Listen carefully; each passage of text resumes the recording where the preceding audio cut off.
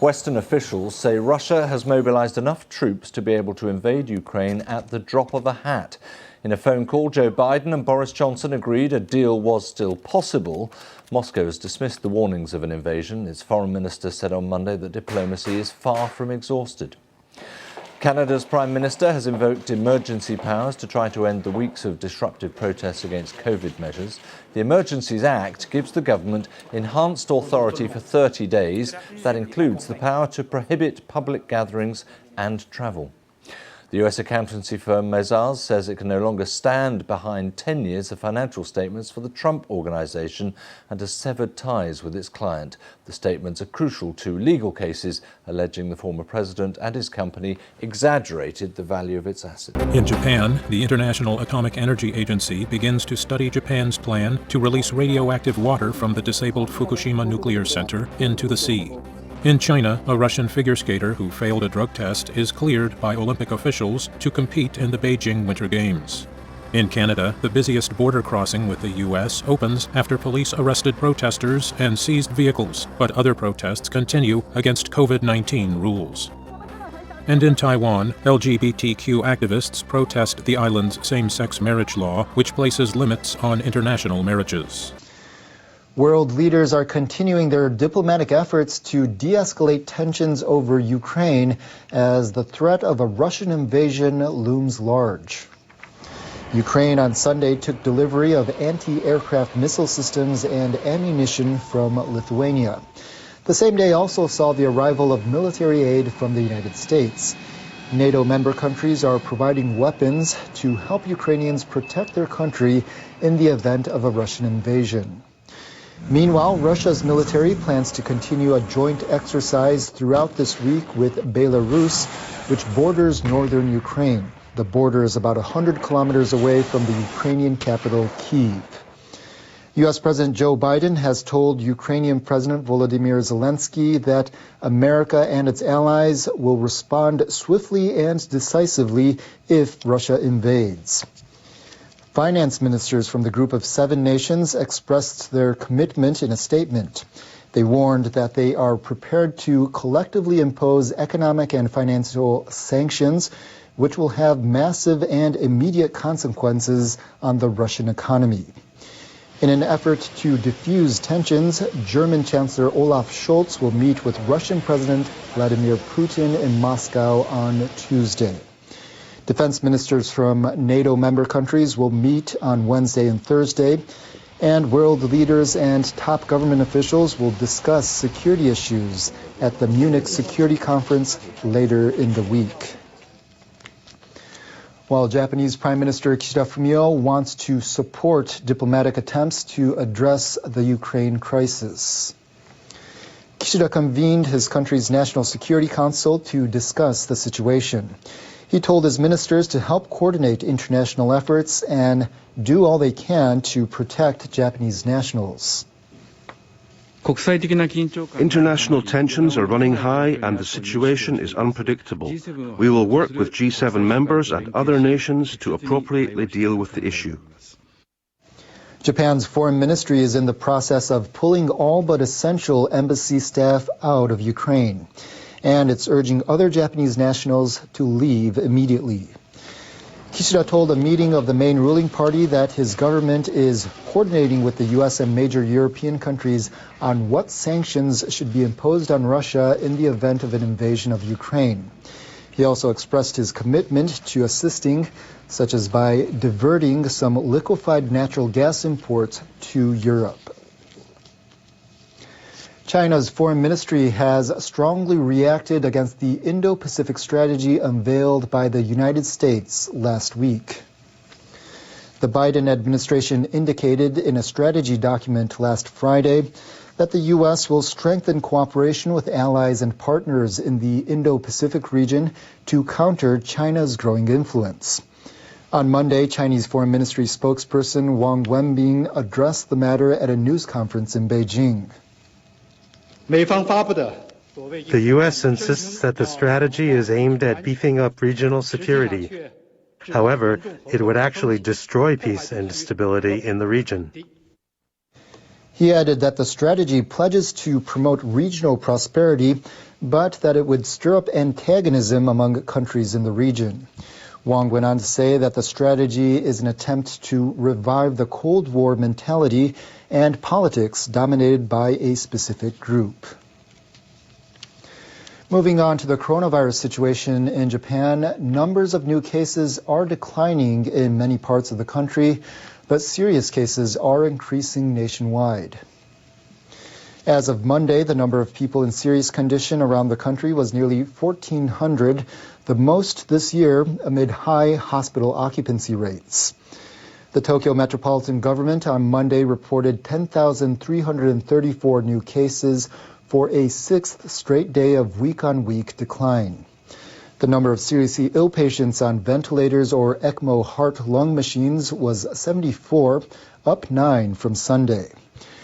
Quasi-emergency measures currently in effect are set to expire next Sunday in 21 prefectures. The central prefecture of Shizuoka is one of them. Its governor, Kawakatsu Heita, announced on Monday that he's asking the central government to extend the period. We call for further understanding and cooperation from people in Shizuoka. We have to curb the spread of infections while the quasi-emergency measures are in effect, so we can easily hold important events such as graduation and entrance ceremonies around the start of the new fiscal year. Meanwhile, Osaka Governor Yoshimura Hirofumi told reporters that he wants to extend the current quasi-emergency measures, but added that he still needs to think about requesting a state of emergency. Osaka reported nearly 8,000 new cases on Monday. The number of seriously ill patients was 203, up 12 from Sunday. NHK's latest opinion poll shows the approval rating for Prime Minister Kishida's cabinet down slightly from last month. The support rate for the cabinet is 54%. That's down 3 points from January. Disapproval stands at 27%, up 7 points. Over 1,200 people responded to the survey from Friday through Sunday. 5% said they evaluate the government's responses to the pandemic highly, while 55% expressed support to some degree. But 30% said they don't rate them highly, and less than 10% said they haven't been effective at all. Asked about the government's decision to extend quasi-emergency measures in 13 prefectures, including Tokyo, nearly 50% said it's appropriate, while 15% said the measures should be lifted. Over 25% said the government should have declared a full state of emergency. The government is suspending new foreign arrivals until the end of this month as part of efforts to stave off the Omicron variant, but business people and foreign students are calling for easing the restrictions.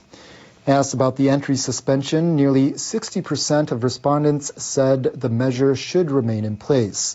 About 30% said it should be eased.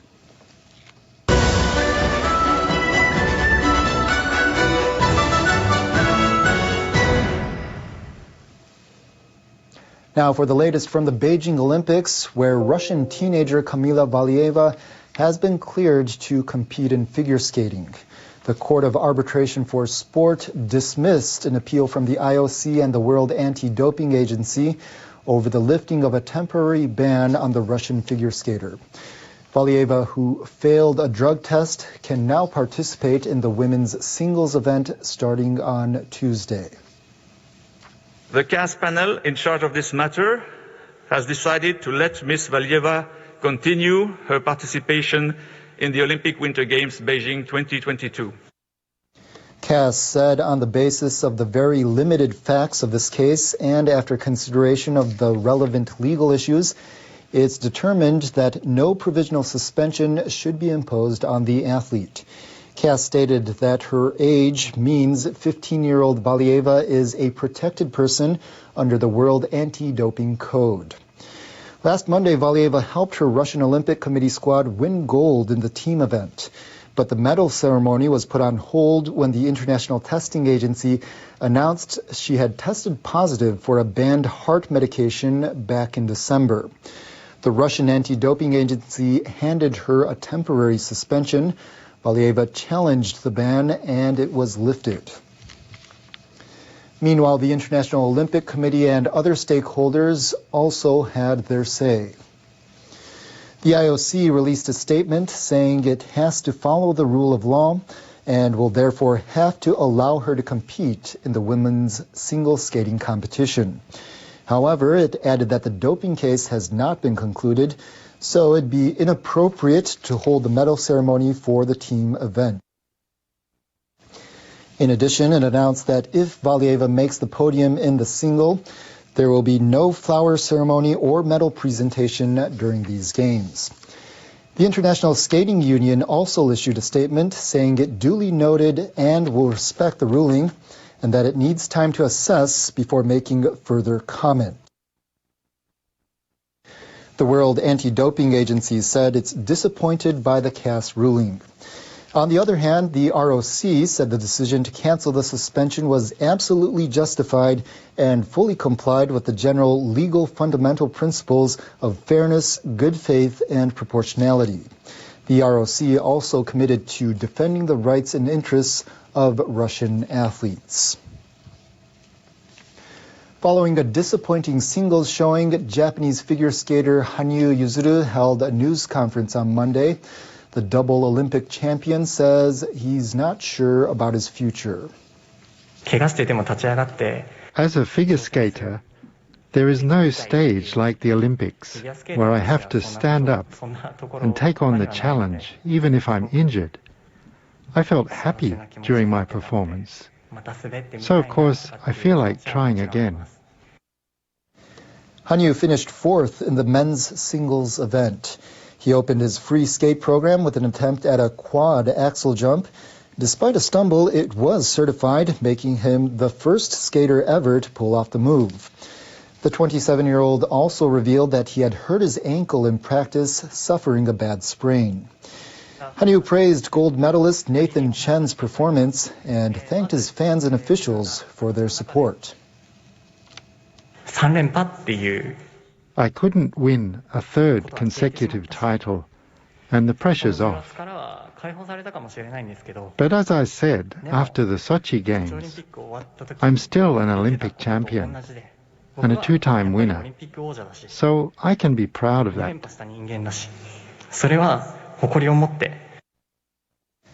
Hanyu also said he would continue to respect and strive to master his favorite sport of figure skating. Hot weather is sizzling the southwestern United States. Our meteorologist Sakamori lets us know if things are going to cool down anytime soon. Hello there. Many new record high temperatures were set during the weekend in the south of California. For example, San Diego had nearly 33 degrees, making the record for the month of February. Even heat advisories were in place in the Los Angeles area for the first time since 2006 for the month of February. But the temperatures are expected to drop significantly. On Tuesday, it will be 18 degrees in Los Angeles with rain in the forecast. It's quite cold in Winnipeg, -7 degrees. Cold air will affect the south of the United States later this week. Oklahoma City could see 22 on Tuesday, but it's going to go down to 4 degrees as we go into Thursday. Heavy snow hit the Beijing area for the first time since the Olympics started. Take a look at this video from Jan Jaco. Heavy snow interrupted the Winter Olympic events in China on Sunday. Volunteers had to use large brooms and shovels to clear off the snow. Snowfall in the area continued as temperatures fell dramatically overnight. Ironically, the event started off with 100% artificial snow before being interrupted by the real snow. The same storm system is now heading towards Japan and is expected to spin over the Sea of Japan for several days. Because of the proximity and also the intensity, the northwestern flank of Japan will see lots of snowfall into Friday at least. Parts of the Hokuriku region might see up to 1.4 meters of snowfall. That'll be accompanied with thunderstorms and gusty winds. Heavy snow will continue to affect the northwestern side of Japan, including Niigata, into the rest of the work week. Tokyo will see double-digit highs into Friday at least. And this is the forecast for Europe on Tuesday. That's it for me. Stay Stay safe.